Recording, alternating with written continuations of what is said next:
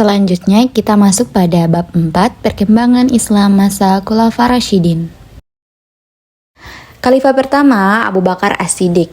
Abu Bakar dilahirkan 2 tahun setelah tahun gajah yang bertepatan dengan tahun kelahiran Rasulullah SAW. Nama asli Abu Bakar adalah Abdullah dan diberi julukan Abu Bakar. Bakar adalah nama unta yang masih muda. Nama lengkapnya adalah Abu Bakar bin Abu Quhafah bin Ka'ab bin Luay bin Ghalib dan bin Fir. Masa kepemimpinan Abu Bakar yang sangat singkat yaitu 2 tahun 3 bulan 10 hari. Abu Bakar wafat pada 21 Jumadil Akhir tahun 13 Hijriah atau 22 Agustus tahun 634 Masehi setelah menderita sakit selama kurang lebih 15 hari. Proses pengangkatan Abu Bakar As-Siddiq yang pertama, karena tersiar kabar tentang meninggalnya Rasulullah SAW, kaum muslimin diliputi kebimbangan tentang siapa pengganti pemimpin mereka. Saat itu, kaum Ansor terbagi menjadi 2 golongan besar, Aus dan Kharaz. Mereka berkumpul di Sakufa Bani Sa'idah atau sebuah balai irung atau tempat pertemuan.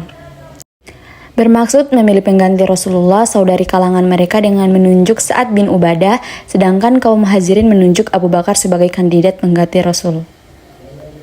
Selanjutnya kita masuk pada substansi dan strategi dakwah Abu Bakar As-Siddiq. Yang pertama ada perang Riddah. Meninggalnya Rasulullah SAW banyak menimbulkan gejolak di kalangan umat Islam. Salah satunya adalah kaum murtad. Khalid bin Walid adalah jenderal yang banyak berjasa dalam perang Riddah. Yang kedua ada kodifikasi Al-Quran.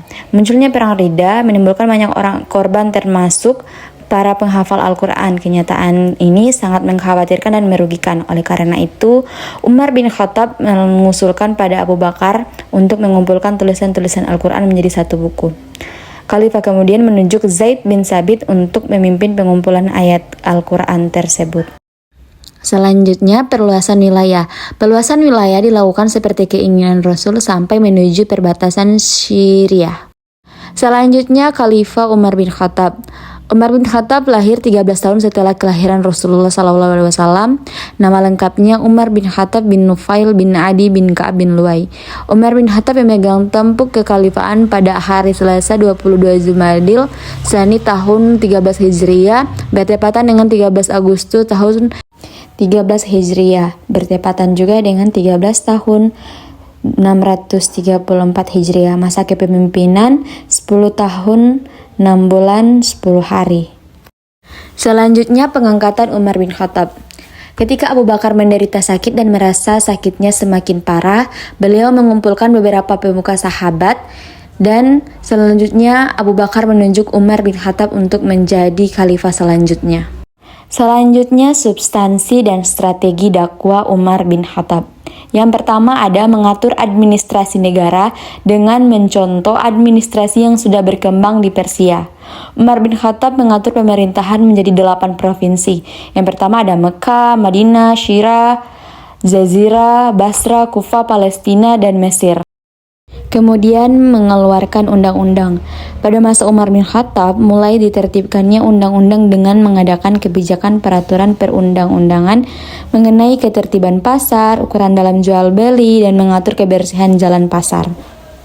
Selanjutnya membentuk departemen. Yang pertama ada departemen kepolisian, yang kedua ada mendirikan pengadilan, ketiga departemen pekerjaan umum, dan yang terakhir mendirikan Baitul Mal.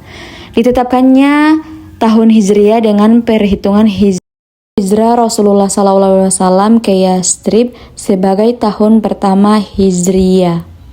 Selanjutnya kita masuk pada Khalifah Utsman bin Affan. Utsman bin Affan lahir di Mekah 5 tahun setelah tahun gajah. Ada juga pendapat yang mengatakan beliau lahir di Taif. Nama lengkapnya adalah Utsman bin Affan bin Abul al-Ash bin Umayyah bin Abdi Syam bin Abdi Manaf bin Qusay bin Kilab. Nasabnya bertemu Rasulullah SAW pada Abdul Manaf. Utsman bin Affan termasuk As-Sabiqunal Awwalun atas ajakan Abu Bakar.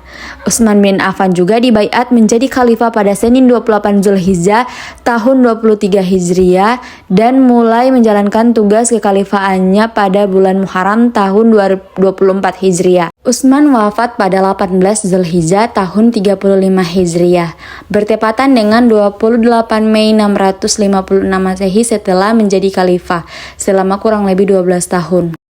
Selanjutnya masuk pada pengangkatan Utsman bin Affan.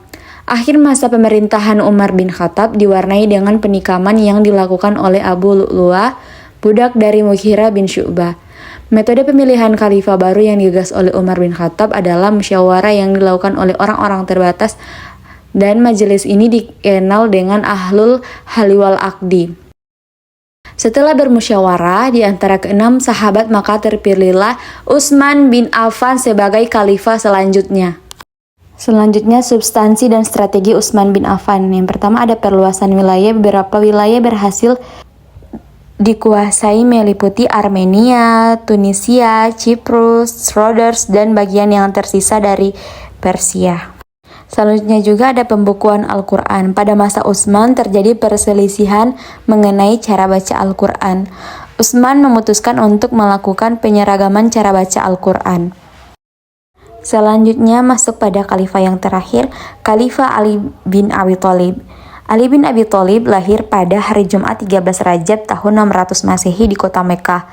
Nama lengkapnya adalah Ali bin Abi Thalib ibn Abdil Muthalib bin Hashim bin Abdi Manaf bin Qusay bin Kilab bin Murrah bin Ka'ab bin Luwai.